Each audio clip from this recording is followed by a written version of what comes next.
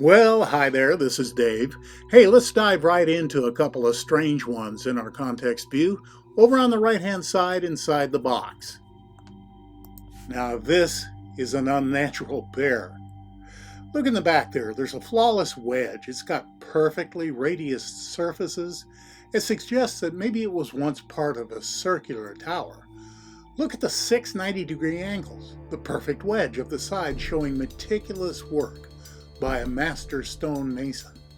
And lying in front of it is, well, what is it? It kind of calls to mind the shape of the Starship Enterprise, but seriously, look at the perfect circle on the right side, the straight even lines of the midsections, and the squared off box end that appears to go under the sand. A pedestal perhaps, or a machine remnant, part of the building the wedge came from. Whatever this unnatural pear represents, it remains mind-boggling to me the utter lack of curiosity on NASA's part to examine such obviously non-fractal remains. Oftentimes it seems that naming the rover Curiosity was just a bad joke. I really like this next one because it's kind of hard to argue with. There inside the box, a couple of pipes. Going into the detailed view, we can see that these pipes appear to be made from a yellow metal, maybe brass. Now, I was trying to be conservative calling these pipes, but you know what? They look more like pirate cannons. The old black powder things. Anyway, brass, can't hold up to an explosive use like that. It's far too brittle. So what exactly are they? It doesn't make sense to utilize brass for pipes either, at least those that handle liquids of any kind. So are they decorative? Are they an embellishment for a building or perhaps a memorial? As with most other anomalies cataloged by researchers, more questions are created than answered. When I ran across this one in Sol 1077, the first thought that came to mind was, this is raw technology. If you've ever worked around ships or industrial places, foundries, factories, well, the impression I got was this is a pressure containment vessel covered with various fittings and valves. But start looking around a little bit. Check out the locator dots. Look in the upper left. There's another pipe emerging from the rocks. And what's with that semicircular opening in the rock the pressure vessel or whatever it is sitting on? Look at the flanges above the main piece. Their shape and orientation also say technology to my eyes. In particular, the locator dot right next to that white piece. See how thick the white thing is? Couple that with the bilaterally symmetrical shape and the radical difference in color from the surrounding geology, and it's easy enough to arrive at the conclusion that this thing simply doesn't belong. And look at the dot in the upper right-hand corner. The piece to the right of it shows two parallel plates, kind of giving the appearance of a pulley or a windlass. Let's move in for a good close look. That, my friends, is raw technology. Just back and to the right of those pirate cannons we looked at a little while ago, there is a very large and beautiful hexagonal block. It has that famous blue tint typical of so many stones and artifacts on Mars. In the detail view, you can see for yourself that this is a massive stone purposely shaped into a hexagonal block.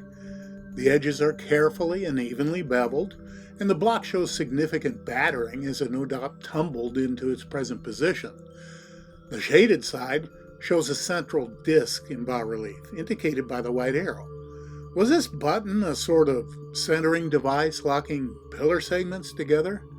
Is there a corresponding hollow on the other side? I guess we won't know for now, because NASA just isn't interested.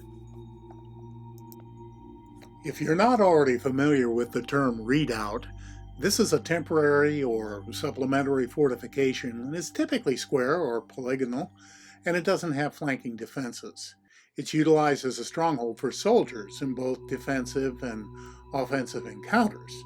Now, in this context view, I see what I believe to be just such a stronghold right in the center of the image.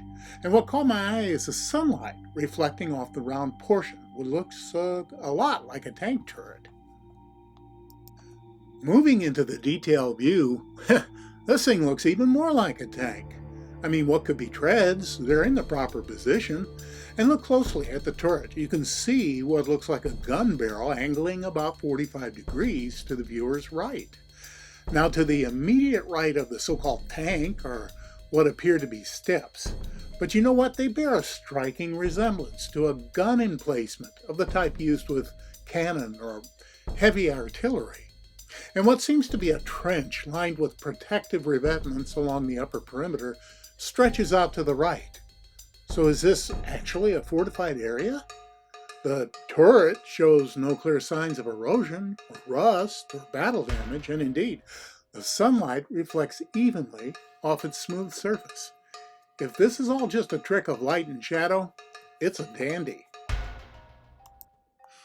In our last offering from the incredibly rich Sol 1077, you can see that we're almost off the reservation as far as the image is concerned. Now this makes a 3D processing pretty challenging, but this anomaly is too good to skip. You can see for yourself the regular lines and in particular the arch at the upper left corner. This detail image is one of those where you have to take your time, starting at the arch and working your way slowly down and to the right until you reach the long black wall. You'll see buildings, steps, and a lot more. There's even a black dome just under the left corner of the title graphic, to say nothing of the large white dome to the right of the arch.